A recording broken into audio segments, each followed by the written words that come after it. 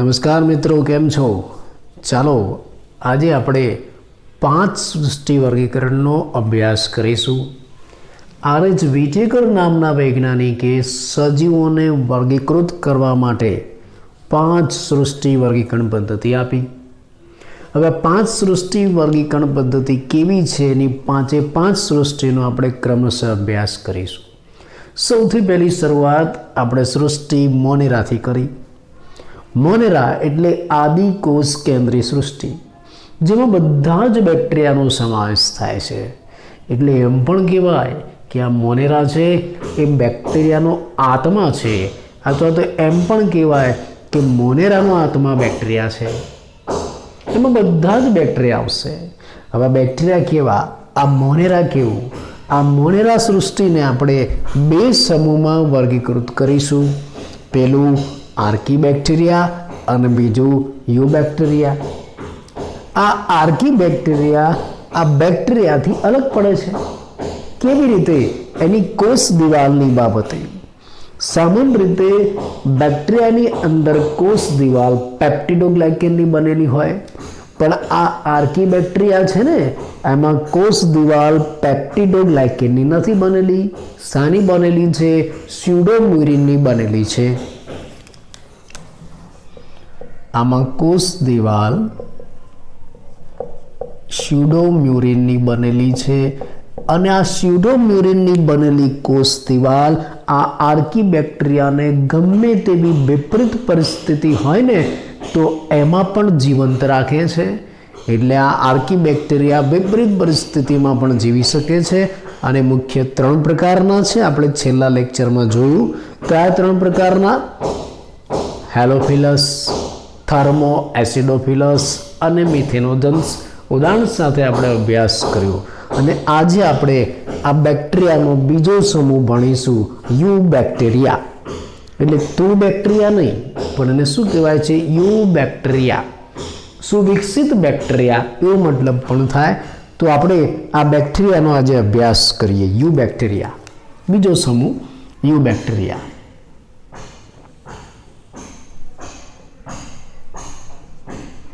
You bacteria, તું bacteria એવું નહીં હો.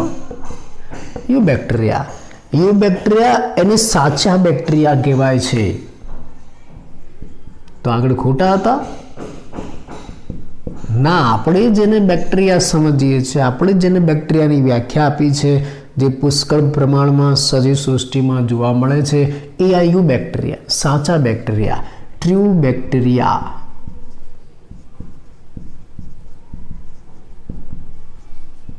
આવું એને કહેવાય છે. આયુ બેક્ટેરિયા, સાચા બેક્ટેરિયા, જે પુષ્કળ પ્રમાણમાં આપણી આસપાસ જોવા મળે છે. એની રચનામાં શું ફરક? એની રચનામાં શું ફરક છે આ આર્કીબેક્ટેરિયા કરતા? તો એક તો પહેલામાં કોષ દિવાલ છે, જે આર્કીબેક્ટેરિયામાં પણ હતી, યુ બેક્ટેરિયામાં પણ કોષ દિવાલ છે. પણ આપણે કહ્યું કે આર્કીબેક્ટેરિયામાં કોષ દિવાલ શાની હતી? સ્યુડોમ્યુરિનની. જ્યારે આ યુ બેક્ટેરિયા છે એમાં કોષ દિવાલ પેપ્ટિડોગ્લાયકેનની છે. કોષ દિવાલ શાની બનેલી? પેપ્ટિડોગ્લાયકેનની બનેલી કોષ દિવાલ છે. અને માની લો કે આ બેક્ટેરિયા જો ચલિત હોય, બીજું એની રચનાની વિશેષતા, જો બેક્ટેરિયા ચલિત હોય તો એમાં કસા આવેલી છે. ચલિત બેક્ટેરિયા કસા ધરાવે, આની વિશેષતા. અને આ કસા પણ જુદા જુદા પ્રકારની હોય છે. રેફરન્સ બુકોમાં આપેલી છે, પણ આપણે જરૂર નથી એટલે આપણે વાત નહીં કરીએ. એટલે આ યુ બેક્ટેરિયા છે આર્કીબેક્ટેરિયાથી અલગ પડે છે. એક તો એની કોષ દિવાલ પેપ્ટિડોગ્લાયકેનની બનેલી છે, બીજું કેટલાક બેક્ટેરિયા ચલિત છે તો એમાં શું ધરાવે છે? કસા ધરાવે છે. વળી પાછા આ યુ બેક્ટેરિયા પણ 3 સમૂહમાં વહેંચી શકાય છે. યુ બેક્ટેરિયાના પ્રકાર, એને 3 પ્રકારમાં 3 સમૂહમાં આપણે વહેંચીશું આ યુ બેક્ટેરિયાને. કયા 3 સમૂહમાં આપણે જોઈએ? એક પહેલો બેક્ટેરિયા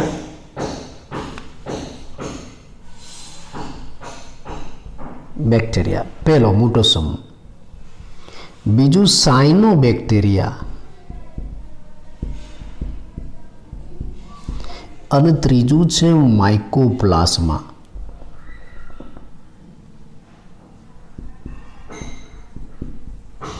માઇકોપ્લાઝમા એટલે આ જે યુ બેક્ટેરિયા સમૂહ છે એને આપણે 3 કક્ષામાં 3 સમૂહમાં વહેંચીશું. Bacteria, cyanobacteria, માઇકોપ્લાઝમા. આ જે સાયનોબેક્ટેરિયા છે એને નીલ હરિતલીલ એવું પણ કહેવાય છે.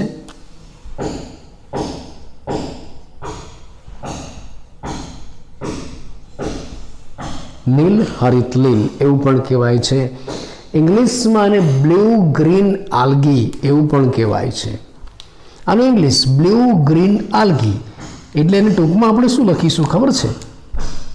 આ શબ્દ યાદ રાખજો, BGA. BGA blue green algae, BGA નીલ હરિત લીલ એવું આપણે એને કહી શકીએ છીએ. એટલે આ જે યુ બેક્ટેરિયા છે એને વળી પાછા આપણે 3 સમૂહમાં વહેંચીશું. Bacteria, cyanobacteria, mycoplasma. સાયનોબેક્ટેરિયા એટલે નીલ હરિત લીલ, જેને ઇંગ્લિશમાં બ્લુ ગ્રીન આલ્ગી કહેવાય, ટૂંકમાં એને BGA લખાય. ક્યાંક આ ટૂંકું નામ પણ તમને પરીક્ષામાં પૂછાઈ શકે છે, એટલે યાદ રાખજો. ચલો આમાંથી પહેલી શરૂઆત આપણે બેક્ટેરિયાથી કરીએ. હવે બેક્ટેરિયા આવશે.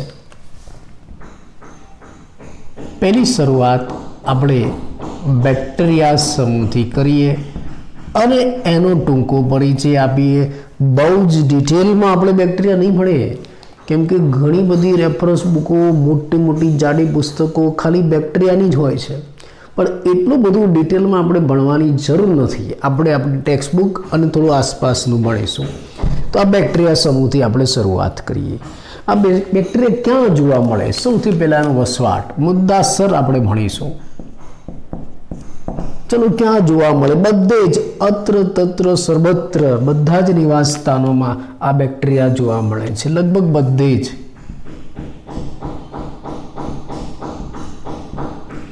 એટલે આપણે એમ કહી શકીએ કે બેક્ટેરિયા કેવા છે? સર્વવ્યાપી છે, બધે ફેલાયેલા છે. આ બેક્ટેરિયા પુષ્કળ જોવા મળે છે, મોટી સંખ્યામાં, પુષ્કળ પ્રમાણમાં જોવા મળે છે. પુષ્કળ પ્રમાણમાં બેક્ટેરિયા લગભગ બધે જ જોવા મળે. તમે એક મુઠ્ઠીભર માટી ક્યાંકથી ઉઠાવી લો ને, તો માટીની અંદર પણ સેંકડો બેક્ટેરિયા હોય છે. અને જ્યાં કદાચ કોઈ સજીવો જોવા ન મળે ને એવી જગ્યાએ વિપરીત ખરાબ પરિસ્થિતિઓમાં પણ બેક્ટેરિયા જીવે છે. જ્યાં બીજા અન્ય સજીવો ભાગ્યે જ માંડ થોડા ઘણા જોવા મળતા હોય ને ત્યાં પણ પુષ્કળ બેક્ટેરિયા જોવા મળે છે. એટલે વિપરીત વસવાટની અંદર પણ જોવા મળે છે, પ્રતિકૂળ વસવાટમાં પણ જોવા મળે છે. જેવા કે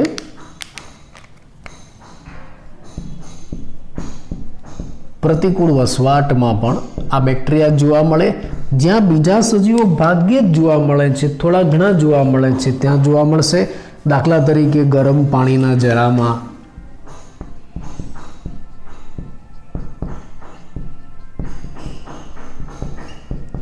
રણ પ્રદેશમાં,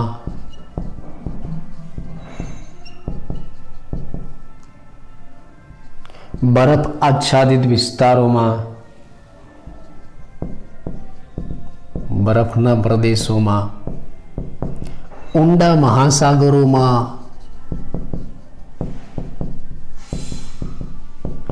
અને તમને નવાઈ લાગશે કે ખાલી આવા જ વસવાટોમાં નહીં, બીજા અન્ય સજીવોની અંદર,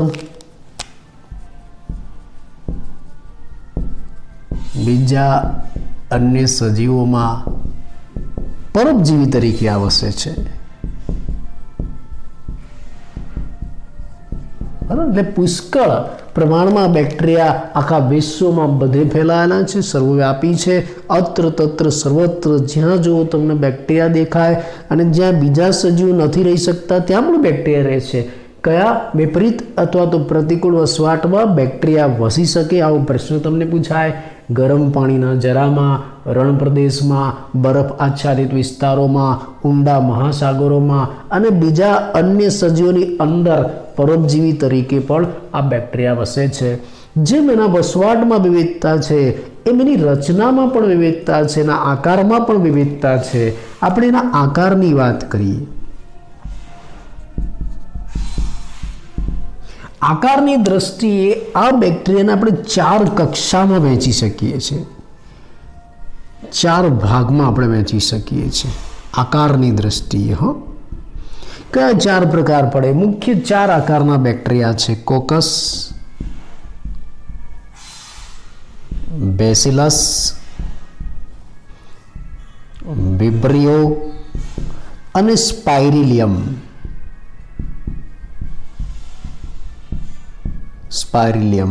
આવા જુદા જુદા આકારના આ બેક્ટેરિયા આખા વિશ્વમાં જોવા મળે છે. કોકસ એટલે કેવા? ગોળાકાર. કોકસ એટલે ગોળાકાર. અને બેસિલસ એટલે કેવા? દંડાકાર, સળિયા આકાર, સળિયા જેવા હોય, સળિયાકાર. વિબ્રિયો એટલે અલ્પ વિરામ આકાર. અને સ્પાઇરિલિયમ એટલે કુંતલાકાર અથવા તો સર્પિલાકાર. આવા જુદા જુદા જોવા મળશે. આ જે ગોળાકાર છે ને એને ગોલાણું પણ કહેવાય.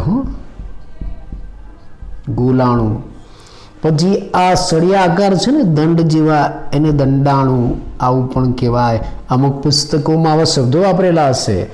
વિબ્રિયો અલ્પ વિરામ આકાર છે અને વક્રાણું કહેવાય છે. અને આ કુંતલાકાર સ્પાઇરિલિયમ સર્પાકાર છે ને સર્પાણું કહેવાય છે. એટલે આવા આ શબ્દો પણ યાદ રાખજો. અમુક જગ્યાએ આવા શબ્દો વાપરેલા હોય. એટલે આ પુષ્કળ વિવિધતા ધરાવતા જે બેક્ટેરિયા છે એના આકારમાં પણ ઘણી બધી વિવિધતા છે. આકારના આધારે આપણે આ બેક્ટેરિયાને 4 કક્ષામાં વહેંચી શકીએ: કોકસ, બેસિલસ, વિબ્રિયો અને સ્પાઇરિલિયમ. કોકસ એટલે ગોળાકાર, ગોલાણું એવું પણ કહેવાય. બેસિલસ સળિયાકાર, દંડાણું એવું પણ કહેવાય. વિબ્રિયો અલ્પ વિરામાકાર, વક્રાણું એવું પણ કહેવાય. સ્પાઇરિલિયમ એટલે કુંતલાકાર, સર્પાણું કહી શકીએ છીએ. આકૃતિ કેવી હોય? આકૃતિ આધારિત તમને MCQ પરીક્ષામાં પૂછાય એટલે ધ્યાન રાખજો.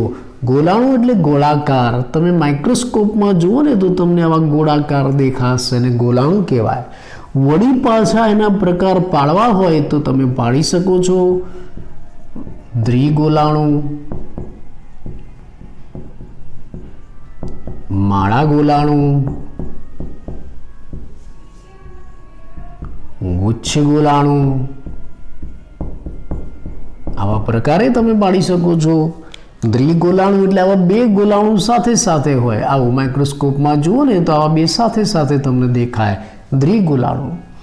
માળા ગોલાણું એટલે આવા ગોલાણું એક સાથે માળાના મણકાની જેમ ગોઠવાયેલા હોય તો એને માળા ગોલાણું કહેવાય. ગુચ્છ ગોલાણું એટલે આ ગોલાણું એક ગુચ્છામાં ગોઠવાયેલા હોય આ રીતે તો એને ગુચ્છ ગોલાણું કહેવાય. હે ને? આવા ઘણા બધા પ્રકાર પડે. આપણે થોડી સામાન્ય વાત કરીએ છીએ. એમ તો આ જે દંડાણું છે એના પણ પ્રકાર પડે.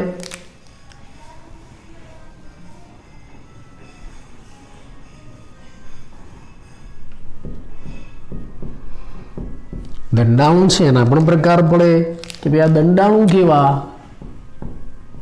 તો દંડાણું પણ આવા જોવા મળે. દ્વિદંડાણું. જો દંડાણું એટલે આવા દંડ આકારના હોય.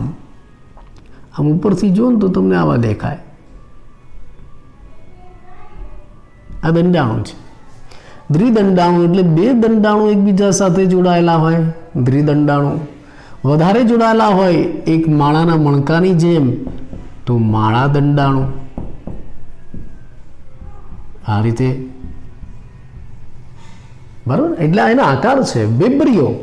વિબ્રિયો અલ્પ વિરામ આકાર. વિબ્રિયો એટલે આ રીતે અલ્પ વિરામ કરો ને એવા તમને આ બેક્ટેરિયા દેખાય. આ વિબ્રિયો કહેવાય. સ્પાઇરિલિયમ. સ્પાઇરિલિયમ કેવા દેખાય? આમાં સાપુલિયા જેવા દેખાય તમને.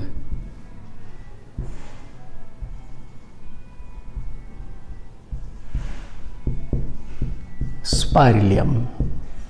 બરાબર, એટલે આ પુષ્કળ વિવિધતા ધરાવતા બેક્ટેરિયા આખા વિશ્વમાં પથરાયેલા છે, સર્વવ્યાપી, દરેક નિવાસસ્થાનમાં જોવા મળે છે અને એના આકારમાં પણ પુષ્કળ વિવિધતા છે. Coccus, bacillus, vibrio, spirillum. આકૃતિઓ પણ યાદ રાખવી. આ આકૃતિ આધારિત તમને એમસીક્યુ પૂછાય. એમસીક્યુમાં તમને આ જુદા જુદા આકાર દોરીને આપેલા હોય, પછી એના ઉપરથી પ્રશ્ન પૂછાય કે ભાઈ આ આકાર કયા પ્રકારના બેક્ટેરિયાનો છે, સ્પાઇરિલિયમ. આ કયા પ્રકારના બેક્ટેરિયા, બેબ્રિયો. આ કયા પ્રકારના ગોલાણુ. આ કયા પ્રકારના દંડાણુ. એટલે તમને પુસ્તકમાં જે આકૃતિ આપી છે એના ઉપરથી એમસીક્યુ પણ પૂછાય. તો આપણે બેક્ટેરિયાના આકારની વાત કરી. આ બેક્ટેરિયા આમ તો રચનાની દ્રષ્ટિએ એકદમ સરળ છે, પણ એનું જે વર્તન છે, વર્તણૂક છે, એમાં પુષ્કળ જટિલતા છે. એના બિહેવિયરમાં પુષ્કળ જટિલતા. એની જે ચયાપચય પદ્ધતિ છે ને એમાં પણ વિશાળ વિવિધતા જોવા મળે છે, પુષ્કળ જટિલતા જોવા મળે. એટલે જ એના પોષણમાં, એના પ્રજનનમાં જુદી જુદી વિવિધતા આવેલી છે. બેક્ટેરિયાના ચયાપચયમાં પણ પુષ્કળ વિવિધતા જોવા મળે છે. બેક્ટેરિયા વિશાળ ચયાપચયની વિવિધતા ધરાવે છે અને માટે જ એના પોષણ અને એના પ્રજનનમાં પણ મહત્તમ વિવિધતા જોવા મળે છે. દાખલા તરીકે આપણે એના પોષણની વાત કરીએ કે ભાઈ આ બેક્ટેરિયા પોષણ કેવી રીતે કરતા હશે, એની પોષણ પદ્ધતિ જોઈએ. બેક્ટેરિયાની પોષણ પદ્ધતિ.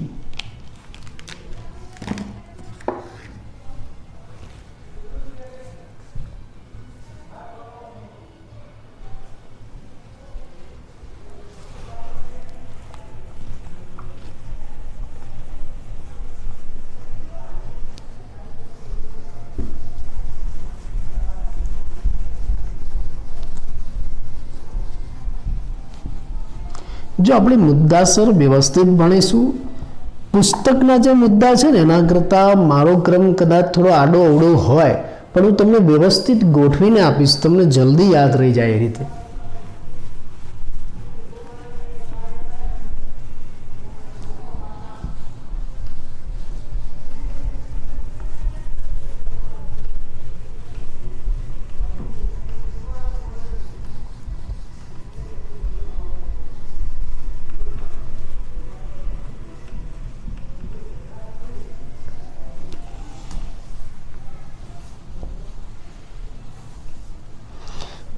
જો આપણે આ જે બેક્ટેરિયા છે એનો વસવાટ જોયો, એના આકાર પણ જોયા અને હવે એની પોષણ પદ્ધતિની આપણે વાત કરીશું.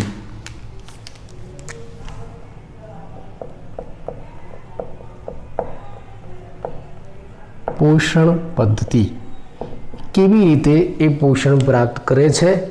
આપણે પહેલાં જ કહ્યું કે બેક્ટેરિયાની રચના સરળ છે, પણ એમાં વર્તનની દ્રષ્ટિએ પુષ્કળ જટિલતા છે. એમાં વિશાળ ચયાપચયની જટિલતા પણ જોવા મળે છે. એટલે એના પોષણમાં પણ પુષ્કળ મહત્તમ જટિલતા છે, પુષ્કળ વિવિધતા છે. આ બેક્ટેરિયા બે પ્રકારે પોષણ મેળવે, સ્વાવલંબી અને પરાવલંબી. એટલે પોષણ પદ્ધતિના આધારે બેક્ટેરિયા બે પ્રકારના છે.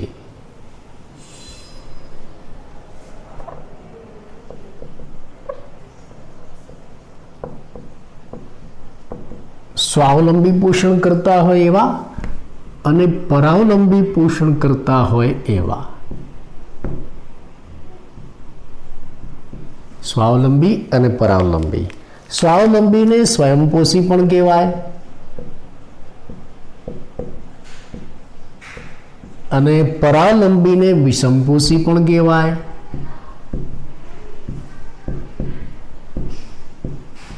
શબ્દ ઉપરથી ખ્યાલ આવે. સ્વાવલંબી, સ્વયંપોષી કેવા? પોતાની જાતે ખોરાક બનાવી લે, પોતાની જાતે પોષણ મેળવે, એને સ્વાવલંબી કહેવાય. અને ખોરાક માટે, પોષણ માટે બીજા ઉપર આધાર રાખે એને વિષમપોષી અથવા તો પરાવલંબી કહેવાય. આ જે સ્વાવલંબી છે, સ્વયંપોષી છે, આ બેક્ટેરિયા અકાર્બનિક ઘટકોમાંથી પોતાની જાતે કાર્બનિક ખોરાક બનાવે છે. આ જેટલા પણ સ્વાવલંબી બેક્ટેરિયા છે પોતે અકાર્બનિક ઘટકો અથવા તો આધાર અકાર્બનિક ઘટકોમાંથી કાર્બનિક ખોરાક બનાવે છે અને એ પણ પોતાની જાતે. સ્વાવલંબી સ્વયંપોષી બેક્ટેરિયા શું કરે છે? અકાર્બનિક ઘટકો વાતાવરણમાંથી મળે છે, પર્યાવરણમાંથી, એનો ઉપયોગ કરીને પોતે કાર્બનિક ખોરાક બનાવે છે અને એ પણ પોતાની જાતે. એટલે એને શું કહેવાય? સ્વાવલંબી અથવા તો સ્વયંપોષી કહેવાય. આવા કેટલાક બેક્ટેરિયા કુદરતમાં જોવા મળે છે, બહુ વધારે નથી, ઓછા હોય છે. સ્વાવલંબી બેક્ટેરિયા ઓછા જોવા મળે છે. આ સ્વાવલંબી આ સ્વયંપોષી બેક્ટેરિયા એ પણ પાછા બે પ્રકારના છે. આના પણ બે પ્રકાર પડે.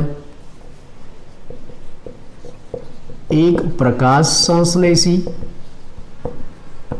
અને બીજા બેક્ટેરિયા છે એ રસાયણ સંશ્લેષી. બરાબર. આ જે સ્વાવલંબી બેક્ટેરિયા છે પાછા બે પ્રકારના, પ્રકાશ સંશ્લેષી અને રસાયણ સંશ્લેષી. શબ્દ જુઓ, પ્રકાશ સંશ્લેષી, બીજું રસાયણ સંશ્લેષી. સંશ્લેષણ નિર્માણ કરવું, સંશ્લેષણ એટલે નિર્માણ કરવું. પ્રકાશ શક્તિ, જે પ્રકાશ શક્તિની મદદથી ખોરાકનું સંશ્લેષણ કરે છે, નિર્માણ કરે છે, એને પ્રકાશ સંશ્લેષી કહેવાય. રસાયણ સંશ્લેષી, સંશ્લેષણ એટલે નિર્માણ કરવું, બનાવવું, ખોરાક બનાવવું. જે રાસાયણિક શક્તિની મદદથી ખોરાકનું સંશ્લેષણ કરે છે એને રસાયણ સંશ્લેષી કહેવાય. આ બંને બેક્ટેરિયા સ્વાવલંબી છે, એટલે બંને શું કરે છે? અકાર્બનિક ઘટકોમાંથી કાર્બનિક ખોરાક બનાવે. બંને બનાવશે, આ પણ બનાવે છે. અકાર્બનિક ઘટકોનો ઉપયોગ કરીને એમાંથી ખોરાક બનાવશે. પણ આ જે બેક્ટેરિયા છે એ અકાર્બનિક ઘટકોમાંથી કાર્બનિક ખોરાક બનાવવા માટે પ્રકાશ શક્તિ વાપરે છે. બીજા શબ્દમાં કહીએ ને તો પ્રકાશ સંશ્લેષણ કરે છે. આ પ્રકાશ સંશ્લેષી બેક્ટેરિયા અકાર્બનિક ઘટકોમાંથી કાર્બનિક ખોરાક બનાવવા માટે કાર્બનિક ખોરાક પ્રકાશ શક્તિનો ઉપયોગ કરે છે, એટલે તેને પ્રકાશ સંશ્લેષી કહેવાય છે. પ્રકાશ સંશ્લેષણ કરે છે. પણ એક અગત્યની બાબત, તમને એમ થાય કે વનસ્પતિ પ્રકાશ સંશ્લેષણ કરે છે ને, લીલી વનસ્પતિ પ્રકાશ સંશ્લેષણ કરે, આ બેક્ટેરિયા પણ પ્રકાશ સંશ્લેષણ કરે, તો શું બંને એક સરખું કરે? ના, બંનેમાં એક મોટો તફાવત, અગત્યનું યાદ રાખજો, MCQમાં પણ આવે. આ જે પ્રકાશ સંશ્લેષી બેક્ટેરિયા છે ને એ પ્રકાશ સંશ્લેષણ કરીને જે ખોરાક બનાવે છે એ પ્રક્રિયા દરમિયાન, આ પ્રકાશ સંશ્લેષણની પ્રક્રિયા દરમિયાન ઓક્સિજન મુક્ત નથી કરતા. આમાં ઓક્સિજન મુક્ત નહીં થાય. તમે જાણો છો કે લીલી વનસ્પતિ પ્રકાશ સંશ્લેષણ કરે એટલે પ્રકાશ સંશ્લેષણના અંતે એમાંથી ઓક્સિજન મુક્ત થાય. પણ આ જે પ્રકાશ સંશ્લેષી બેક્ટેરિયા છે એ પ્રકાશ સંશ્લેષણ કરે છે પણ એમાં ઓક્સિજન મુક્ત થતું નથી. એટલે આવા જે પ્રકાશ સંશ્લેષી બેક્ટેરિયા છે એને એન ઓક્સિજનિક પ્રકાશ સંશ્લેષી કહેવાય. આ પ્રકાશ સંશ્લેષણ કરે છે પણ કેવું? એન ઓક્સિજનિક પ્રકાશ સંશ્લેષણ. એટલે કે બિન ઓક્સિજનિક, ઓક્સિજન વગરનું.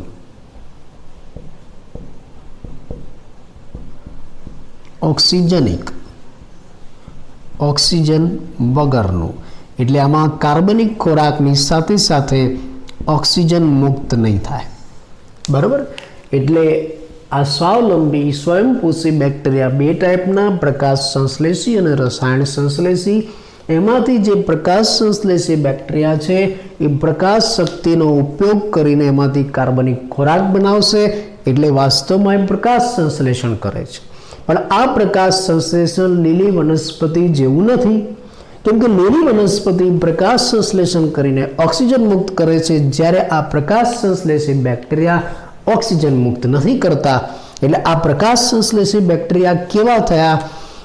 એન ઓક્સિજનિક એટલે કે બિન ઓક્સિજનિક આવા પ્રકાશ સંશ્લેષી બેક્ટેરિયા કયા?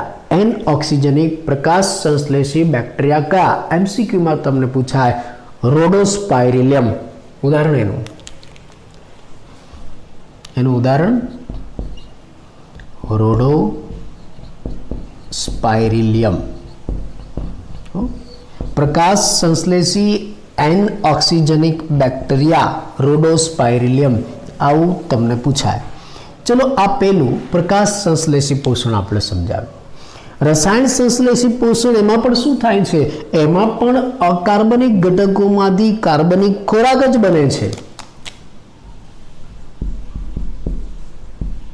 આ બેક્ટેરિયા પણ અકાર્બનિક ઘટકો છે એમાંથી કાર્બનિક ખોરાક બનાવે છે.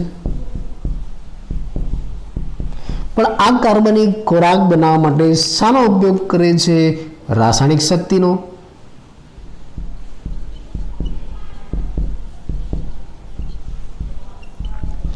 પ્રશ્ન એમ થાય કે આ રાસાયણિક શક્તિ ક્યાંથી આવી? આ અકાર્બનિક ઘટકો છે એના ઓક્સિડેશનમાંથી.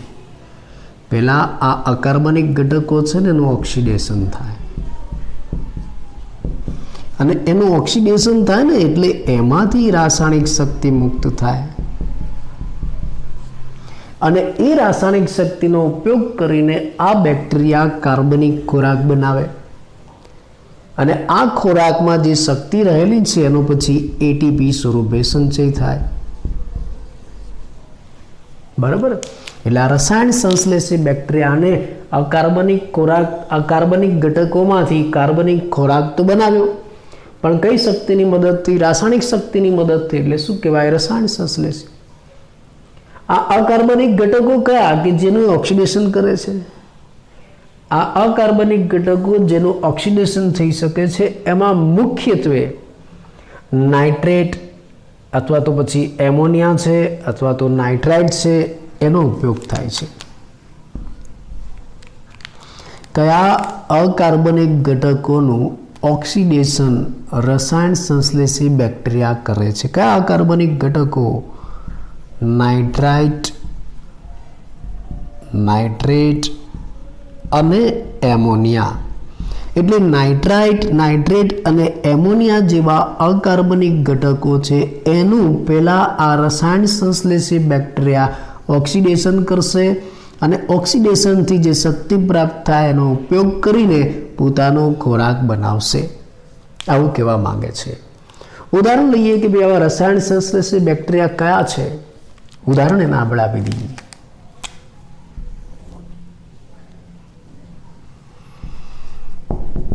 રસાયણ સંશ્લેષી બેક્ટેરિયાના ઉદાહરણ. આ રસાયણ સંશ્લેષી બેક્ટેરિયાનો એક સમૂહ નાઇટ્રીફાઇંગ બેક્ટેરિયા.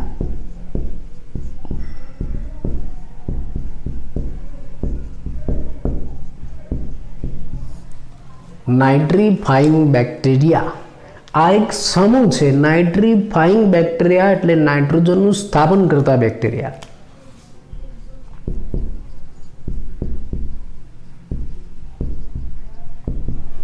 સ્થાપન કરતા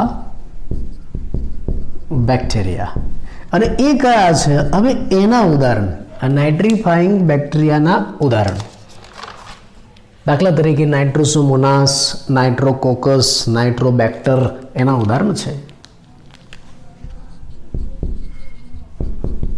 નાઇટ્રોસોમોનાસ, નાઇટ્રોકોકસ, નાઇટ્રોબેક્ટર આ બધા નાઇટ્રીફાઇંગ બેક્ટેરિયા છે જે રસાયણ સંશ્લેષી પોષણ ધરાવે છે. રાસાયણિક શક્તિનો ઉપયોગ કરીને ખોરાક બનાવે છે. આ બધા બેક્ટેરિયા નાઇટ્રાઇટ, નાઇટ્રેટ, એમોનિયા જેવા ઘટકોનું ઓક્સિડેશન કરશે. એનું ઓક્સિડેશન કરીને શક્તિ પ્રાપ્ત કરશે અને એ શક્તિનો ઉપયોગ કરીને પોતાનો ખોરાક બનાવશે. આને રસાયણ સંશ્લેષી બેક્ટેરિયા કહેવાય. તો બીજી એક બાબત, આ જે રસાયણ સંશ્લેષી બેક્ટેરિયા છે ને અમુક પોષક તત્વોના ચક્રીય વહનમાં ખૂબ જ અગત્યના છે. દાખલા તરીકે નાઇટ્રોજન, ફોસ્ફરસ, સલ્ફર, એફી એટલે આયન આવા જે ઘટકો છે એના ચક્રીય વહન માટે આ રસાયણ સંશ્લેષી બેક્ટેરિયા ખૂબ જ અગત્યના છે એવું આપણે કહી શકીએ છીએ. તો આ બેક્ટેરિયાની અંદર સ્વાવલંબી પોષણ આપણે સમજાવ્યું. તમને ટૂંકા પ્રશ્નમાં ટૂંક નોંધ સ્વરૂપે આવું પૂછાય કે બેક્ટેરિયામાં સ્વાવલંબી પોષણ સમજાવો. તો બેક્ટેરિયા બે પ્રકારે પોષણ કરે, એક સ્વાવલંબી અને બીજું પરાવલંબી. સ્વાવલંબી પોષણમાં બેક્ટેરિયા શું કરશે? અકાર્બનિક ઘટકોનો ઉપયોગ કરશે અને એમાંથી કાર્બનિક ખોરાક બનાવશે. આ સ્વાવલંબી બેક્ટેરિયા બે ટાઈપના, એક પ્રકાશ સંશ્લેષી અને બીજા રસાયણ સંશ્લેષી. પ્રકાશ સંશ્લેષી બેક્ટેરિયા પ્રકાશ શક્તિનો ઉપયોગ કરીને ખોરાક બનાવે છે. વાસ્તવમાં એક પ્રકાશ સંશ્લેષણ કરે છે, પણ આ પ્રકાશ સંશ્લેષણ એવું છે કે જેમાં ઓક્સિજન મુક્ત થતો નથી, એનઓક્સિજનિક પ્રકાશ સંશ્લેષણ. આવા બેક્ટેરિયા કયા? ઉદાહરણ તરીકે રોડોસ્પાઇરિલિયમ. બીજા છે રસાયણ સંશ્લેષી બેક્ટેરિયા. આ રાસાયણિક શક્તિનો ઉપયોગ કરીને ખોરાક બનાવે છે. આ બેક્ટેરિયા પહેલાં શું કરે? આ બેક્ટેરિયા પહેલાં અકાર્બનિક ઘટકોનું ઓક્સિડેશન કરે, જેવા કે નાઇટ્રાઇટ, નાઇટ્રેટ, એમોનિયા, એનું ઓક્સિડેશન કરશે. એનું ઓક્સિડેશન કરીને રાસાયણિક શક્તિ છૂટી પાડે અને એ શક્તિનો ઉપયોગ કરીને ખોરાક બનાવે. આવા રસાયણ સંશ્લેષી બેક્ટેરિયા કયા?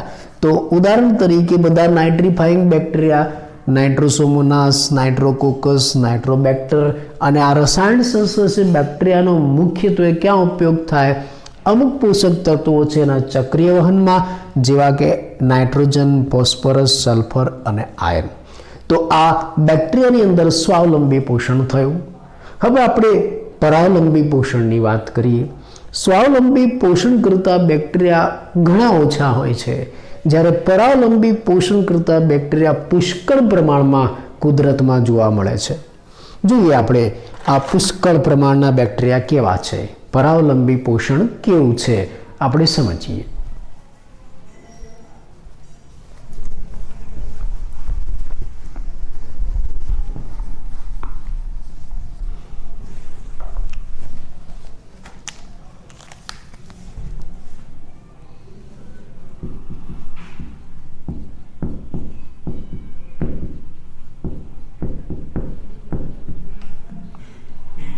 પરાવલંબી પોષણ.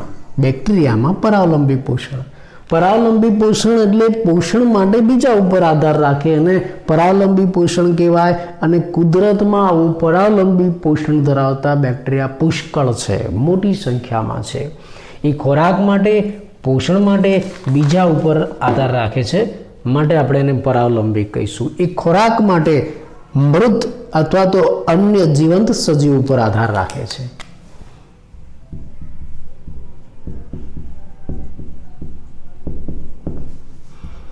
અન્ય સજીવ પર આધાર રાખે છે.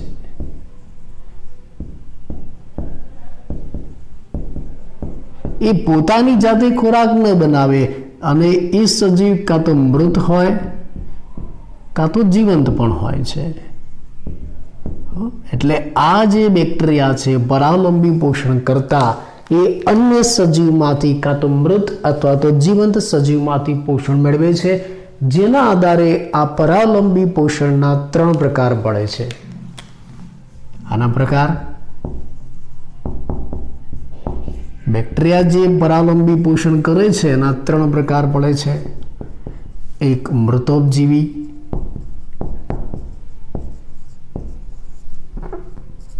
બીજું પરોપજીવી, ત્રીજું સહજીવી. આ 3 પ્રકારે પોષણ થશે: મૃતોપજીવી, પરોપજીવી અને સહજીવી. આ 3 પ્રકારે બેક્ટેરિયા છે પરાવલંબી પોષણ કરે છે. શબ્દો પરથી તમને ખ્યાલ આવે. દાખલા તરીકે મૃતોપજીવી એટલે મૃત સડેલા કાર્બનિક પદાર્થોમાંથી પોષણ મેળવે છે.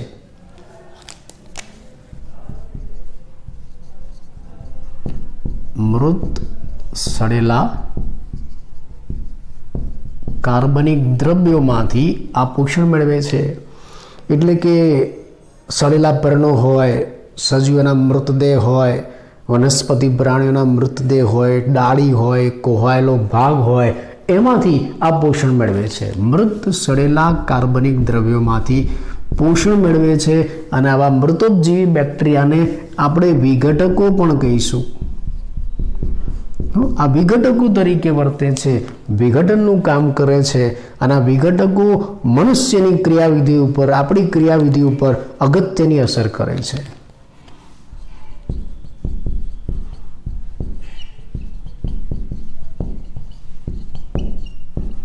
અસર કરે છે, આપણને અસર કરે છે આ વિઘટકો. અને આ વિઘટકો કયા? આ જે મૃતોપજીવી બેક્ટેરિયા કયા છે એના ઉદાહરણ બેસિલસ અને સ્યુડોમોનાસ. બેસિલસ અને સ્યુડોમોનાસ, આ બધા ઉદાહરણ યાદ રાખજો, તમને એમસીક્યુમાં, નીટમાં વગેરેમાં પૂછાય.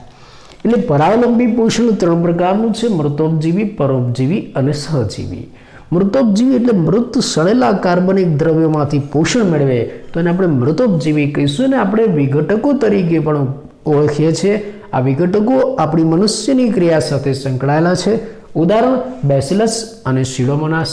પરોપજીવી શબ્દને તમે ઓળખો છો કે પરોપજીવી છે એ અન્ય સજીવમાંથી પોષણ મેળવે છે, યજમાનમાંથી પોષણ મેળવે છે.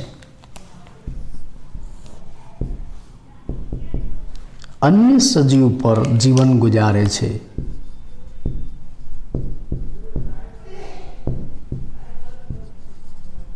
જીવન ગુજારે છે. અને આ જે અન્ય સજીવ છે મનુષ્ય પણ હોઈ શકે છે, પ્રાણી પણ હોઈ શકે છે, વનસ્પતિ પણ હોઈ શકે છે, કીટકો કોઈ પણ હોઈ શકે છે. અને મોટે ભાગે આ પરોપજીવી છે ને નુકસાનકારક છે, રોગકારક છે, હાનિકારક છે. એ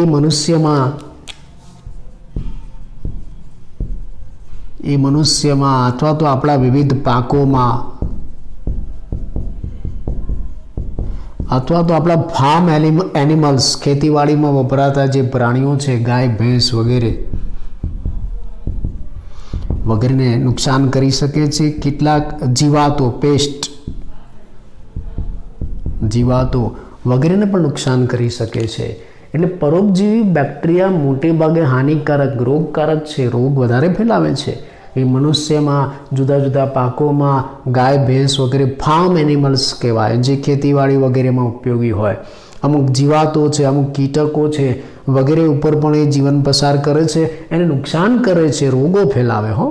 આ પરોપજીવી બેક્ટેરિયા છે ને એ ઘણા બધા રોગો ફેલાવે, મોટે ભાગે રોગકારક છે. આપણે એના ઉદાહરણ આપીએ. દાખલા તરીકે કોલેરા, તમે જાણો છો મનુષ્યમાં થતો રોગ, બરોબર ને? તમે જાણો છો કોલેરા. આ કોલેરા વિબ્રિયો કોલેરા નામના બેક્ટેરિયાથી થાય. Vibrio cholera. પછી તમે જાણો છો ટાઇફોઇડ, બહુ પ્રચલિત રોગ છે, ઘણા બધાને થયો હશે. સાલ્મોનેલા ટાઇફી નામના બેક્ટેરિયાથી થાય.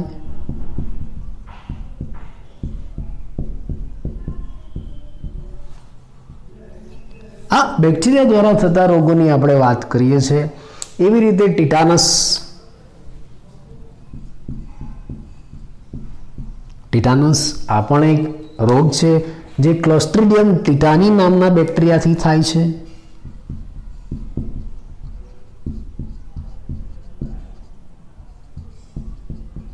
ક્લોસ્ટ્રીડિયમ ટીટાની એટલે આ જે પરોપજીવી બેક્ટેરિયા છે ને એ જે યજમાનમાં વસે છે, પછી એ મનુષ્ય હોય કે પ્રાણી હોય કે વનસ્પતિ હોય, એ યજમાનની અંદર રોગો પેદા કરે છે. દાખલા તરીકે મનુષ્યમાં પણ ઘણા બધા રોગો પેદા કરે છે. કોલેરા, ટાઇફોઇડ, ટીટાનસ આ બેક્ટેરિયા દ્વારા થતા રોગો છે. કયા બેક્ટેરિયા દ્વારા થાય છે એ પણ નામ છે. તમને આ એમસીક્યુમાં જોડકામાં પણ પૂછાય કે ભાઈ એક બાજુ કોલમમાં રોગોના નામ લખેલા હોય અને બીજી બાજુ કોલમમાં બેક્ટેરિયાનું નામ લખેલું હોય આડું અવડું. તમારે જોડકા જોડવાના. કોલેરા કોના દ્વારા થાય? Vibrio cholerae. Typhoid salmonella typhi. Tetanus clostridium ટીટાની.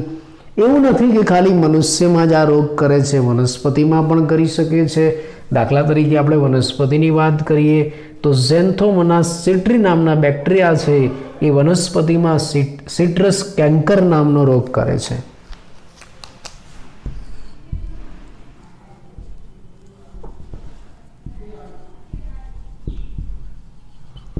ઝેન્થોમોનાસ સિટ્રી નામના જે બેક્ટેરિયા છે એ લીંબુની અંદર સિટ્રસ કેન્કર નામનો રોગ પેદા કરે છે. કેન્કર, સિટ્રસ કેન્કર. ઝેન્થોમોનાસ સિટ્રી એ લીંબુની અંદર સિટ્રસ કેન્કર નામનો રોગ પેદા કરે છે. લીંબુના પર્ણોમાં અથવા તો લીંબુના ફળની અંદર ચાઠા જેવું પડી જાય, ડાઘ જેવું પડી જાય, એને સિટ્રસ કેન્કર નામનો રોગ કહે. એટલે વનસ્પતિમાં પણ આ રોગ કરે છે.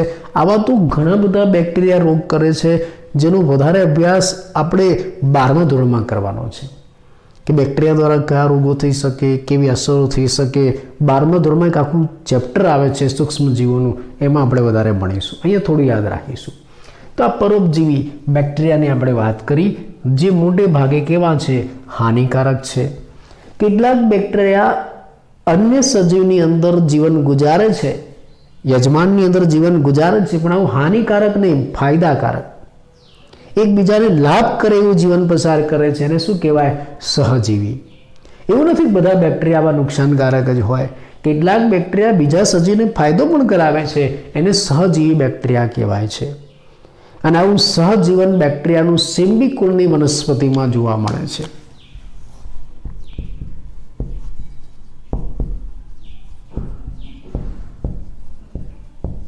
નામ કદાચ તમે સાંભળેલું હશે, નીચલા ધોરણમાં અભ્યાસ પણ કરેલો હશે. સિમ્બી કુળની વનસ્પતિ.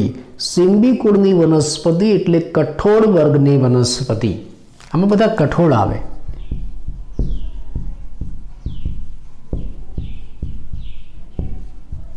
આમાં બધા કઠોળ આવે. મગ છે, ચણા છે, મગફળી છે, આ બધી કઠોળ વર્ગની વનસ્પતિઓ છે. વાલ, વટાણા વગેરે આવી કઠોળ વર્ગની વનસ્પતિ છે, સિમ્બી કુળની વનસ્પતિ છે. એમાં બેક્ટેરિયા સહજીવન પસાર કરે છે, એટલે એમાં બેક્ટેરિયા નુકસાન નથી કરતા, બંને એકબીજાને ફાયદો કરે છે. પરસ્પર લાભદાયી જીવન અને સહજીવન કહેવાય. આમાં બેક્ટેરિયાને પણ ફાયદો થાય છે અને સિમ્બી કુળની વનસ્પતિને પણ ફાયદો થાય છે. કેવી રીતે? હું તમને ઉદાહરણ આપું. આ સિમ્બી કુળની વનસ્પતિ, કઠોળ વર્ગની વનસ્પતિ, એમાં આ બેક્ટેરિયા ક્યાં વસે છે? એ વનસ્પતિના મૂળ તંત્રમાં. અહીંયા આકૃતિ તમને બતાવું છું. આની આ સહજીવીની આકૃતિ અહીંયા બતાવું છું કે ભાઈ સિમ્બી કુળની વનસ્પતિ છે, કઠોળ વર્ગની વનસ્પતિ છે, એમાં બેક્ટેરિયા ક્યાં વસે છે? એના મૂળ તંત્રમાં. દાખલા તરીકે તમે ચણાનું મૂળ તંત્ર જમીનમાંથી કાઢીને જુઓ, મગફળીનું મૂળ તંત્ર જમીનમાંથી કાઢીને જુઓ, તો એમાં બેક્ટેરિયા છે. આ રીતે માન લો કે એનું મૂળ તંત્ર હું તમને બતાવું. ચલો, એનું મૂળ તંત્ર આવું જટિલ ઝાડા જેવું પથરાયેલું મૂળ તંત્ર હોય છે.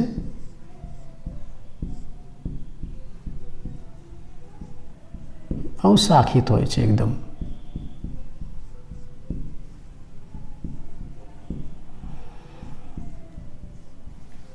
આ સિમ્બી કુળની વનસ્પતિ છે, એનું મૂળ તંત્ર છે. તમે આ ચણા છે અથવા તો વાલ છે, વટાણા છે, મગફળી છે, એનું મૂળ તંત્ર બહાર કાઢીને જોશો ને તો એના ઉપર નાની મોટી ગાંઠો હશે. આના પર આવી ગાંઠો તમને જોવા મળે. આ મૂળ તંત્રની શાખાઓ ઉપર આવી નાની મોટી ગાંઠો તમને જોવા મળે છે. ઘણી બધી હોય, પુષ્કળ.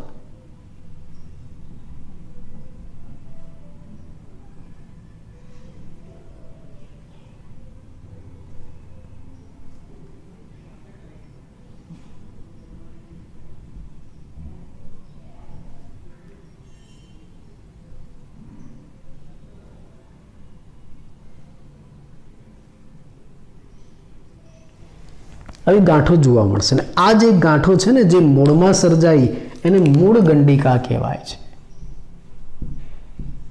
એટલે સિમ્બી કુળની વનસ્પતિમાં, કઠોળ વર્ગની વનસ્પતિમાં એના મૂળ તંત્ર ઉપર આવી નાની મોટી ગાંઠો આવેલી છે, જેને મૂળ ગંડિકા કહેવાય.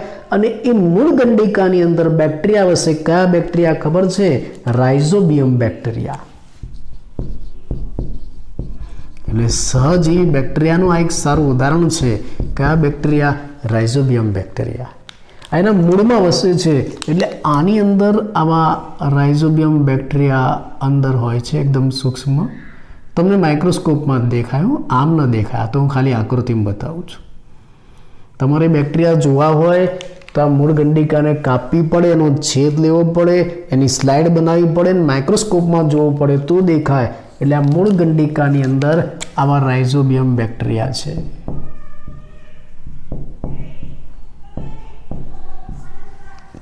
રાઇઝોબિયમ બેક્ટેરિયા છે. અને આ રાઇઝોબિયમ બેક્ટેરિયા અને આ વનસ્પતિના મૂળ વચ્ચેનું એક સહજીવન છે. આ બંને એકબીજાને ફાયદો કરે. શું ફાયદો કરે? તો એક જો મૂળ ગંડિકા છે ને, આ રાઇઝોબિયમ બેક્ટેરિયાને વસવાટ, નિવાસ સ્થાન પૂરું પાડે છે, પોષક દ્રવ્ય પૂરા પાડે છે, રક્ષણ પૂરું પાડે છે. બદલામાં રાઇઝોબિયમ બેક્ટેરિયા શું કરી આપે છે? બદલામાં આ રાઇઝોબિયમ બેક્ટેરિયા વાતાવરણમાં રહેલા નાઇટ્રોજનનું સ્થાપન કરી આપે છે. વાતાવરણમાં મુક્ત નાઇટ્રોજન છે, એ નાઇટ્રોજનનું આ વનસ્પતિના મૂળમાં સ્થાપન કરી આપે છે. એ બધું કેવી રીતે આપણે આગળ ભણવાનું છે, પણ અહીંયા ટૂંકમાં કહું છું કે આ રાઇઝોબિયમ બેક્ટેરિયા શું કરી આપે છે. ચલો, આ વનસ્પતિ, આ મૂળ તંત્ર આ બેક્ટેરિયાને શું ફાયદો કરી આપે છે? તો કે એને વસવાટ આપે છે, અને રક્ષણ આપે છે, અને પોષક દ્રવ્યો પણ આપે છે. બદલામાં રાઇઝોબિયમ બેક્ટેરિયા શું કરે છે? આ નુકસાનકારક નથી. આ પરોપજીવી નુકસાનકારક હતા. આ નુકસાનકારક નથી, આ ફાયદો કરી આપે છે. એટલે નામ શું આપ્યું? સહજીવી. પરસ્પર લાભદાયી જીવન સહજીવી કહેવાય. બદલામાં રાઇઝોબિયમ બેક્ટેરિયા વાતાવરણમાં જે મુક્ત નાઇટ્રોજન છે એનું સ્થાપન કરી આપે છે. એટલે આ વનસ્પતિમાં પુષ્કળ નાઇટ્રોજન હોય. કઠોળ વર્ગની વનસ્પતિમાં પુષ્કળ નાઇટ્રોજન હોય. અને આ નાઇટ્રોજનનો ઉપયોગ ક્યાં થાય ખબર છે તમને? આ નાઇટ્રોજનનો ઉપયોગ પ્રોટીન બનાવવામાં થાય. આ નાઇટ્રોજનનો ઉપયોગ પ્રોટીન બનાવવામાં થાય. એટલે જ કઠોળ વર્ગની વનસ્પતિમાં પ્રોટીન વધારે છે. સમજાયું? તમે જાણો છો કે ભાઈ તમારે પ્રોટીન વધારે ખાવું હોય તો શું ખાવું પડે? કઠોળ ખાવા જોઈએ. દાળ છે, ચણા છે, મગફળી છે, એમાં પ્રોટીન વધારે છે. કેમ પ્રોટીન વધારે છે? તો એનું કારણ છે આ રાઇઝોબિયમ બેક્ટેરિયા. એટલે આ બેક્ટેરિયા ઘણી વનસ્પતિમાં આવું લાભદાયી જીવન પણ પસાર કરે છે. આ પરાવલંબી પોષણ કહેવાય. બરાબર? એટલે જો આ એક અગત્યની બાબત થઈ. આખી ટૂંકનોંધ તમને પરીક્ષામાં પૂછાય કે ભાઈ બેક્ટેરિયાની અંદર પોષણ પદ્ધતિ સમજાવો. તો આ બેક્ટેરિયાની પોષણ પદ્ધતિ થઈ આખી. બેક્ટેરિયા બે પ્રકારે પોષણ કરે, સ્વાવલંબી અને પરાવલંબી પોષણ. સ્વાવલંબી પોષણ એમાં પોતાનો ખોરાક જાતે બનાવે, અકાર્બનિક ઘટકોમાંથી કાર્બનિક ખોરાક બનાવે, અને બે પ્રકારનું પ્રકાશ સંશ્લેષી અને રસાયણ સંશ્લેષી. પરાવલંબી પોષણ એટલે પોષણ માટે બીજા સજીવ પર આધાર રાખે, કાં તો એ સજીવ મૃત હોય અથવા તો જીવંત પણ હોઈ શકે છે. એના આધારે પરાવલંબી પોષણ ત્રણ પ્રકારનું બેક્ટેરિયામાં જોવા મળે: મૃતોપજીવી, પરોપજીવી અને સહજીવી. મૃતોપજીવી એટલે મૃત સડેલા કાર્બનિક દ્રવ્યોમાંથી પોષણ મેળવે અને મૃતોપજીવી કહેવાય. અને આવા બેક્ટેરિયા મોટે ભાગે વિઘટકો તરીકે ઓળખાય છે. ઉદાહરણ તરીકે બેસિલસ અને સિડોમોનાસ. પરોપજીવી એટલે બીજા સજીવ પર જીવન પસાર કરે એને પરોપજીવી કહેવાય છે. એ બીજા સજીવ પર જીવન પસાર કરે ને યજમાન કહેવાય. યજમાન તરીકે મનુષ્ય પણ હોઈ શકે, વનસ્પતિ પણ હોઈ શકે, પ્રાણીઓ પણ હોઈ શકે, જીવાતો પણ હોઈ શકે. મોટે ભાગે આ પરોપજીવી બેક્ટેરિયા છે એ રોગકારક છે, પેથોજેનિક, રોગ ફેલાવે. દાખલા તરીકે કોલેરા, ટાઇફોઇડ, ટીટાનસ, આ સિટ્રસ કેન્કર આ બેક્ટેરિયા દ્વારા થતા, પરોપજીવી બેક્ટેરિયા દ્વારા થતા રોગો છે. એવું જરૂરી નથી કે બીજા સજીવમાં વસતા બેક્ટેરિયા હંમેશા નુકસાનકારક જ હોય. ઘણી વખત લાભકારક જીવન પણ પસાર કરે છે. પરસ્પર બંનેને લાભ કરે છે, જેને શું કહેવાય? સહજીવી બેક્ટેરિયા. આવું સહજીવન તમે ક્યાં જોઈ શકો છો? સિમ્બિકુળની વનસ્પતિ અને રાઇઝોબિયમ બેક્ટેરિયામાં. સિમ્બિકુળ એટલે કઠોળ વર્ગની વનસ્પતિ. એના મૂળ તંત્રને તમે ખેંચીને જોશો તેમાં આવી નાની મોટી ગાંઠો હશે. એ ગાંઠોને શું કહેવાય? મૂળ ગંડિકા. અને એ મૂળ ગંડિકાની અંદર આવા રાઇઝોબિયમ બેક્ટેરિયા વસે. બંને એકબીજાને લાભ કરે. આ મૂળ શું કરી આપે છે? રાઇઝોબિયમ બેક્ટેરિયાને વસવાટ પૂરો પાડે, રક્ષણ આપે, પોષક દ્રવ્યો આપે. બદલામાં રાઇઝોબિયમ બેક્ટેરિયા એ વનસ્પતિને શું આપે છે? બદલામાં રાઇઝોબિયમ બેક્ટેરિયા વનસ્પતિને નાઇટ્રોજન આપે છે. એ નાઇટ્રોજનનો ઉપયોગ કરીને વનસ્પતિ શું બનાવે છે? પ્રોટીન બનાવે છે. એટલે જ આ જે સિમ્બિકોડની વનસ્પતિ, કઠોળ વર્ગની વનસ્પતિ, એમાં પુષ્કળ પ્રોટીન હોય છે. તો જો આ બેક્ટેરિયામાં પોષણ પદ્ધતિની વિવિધતા જોઈ. બેક્ટેરિયા વિશાળ છે, મોટી સંખ્યામાં બેક્ટેરિયા તમને જોવા મળે છે અને એમાં પુષ્કળ ચયાપચયની વિવિધતા છે. જેમ એની પોષણમાં વિવિધતા છે એમ એની પ્રજનનમાં પણ વિવિધતા છે. પ્રજનનમાં કેવી વિવિધતા છે એ આપણે નેક્સ્ટ લેક્ચરમાં જોઈશું.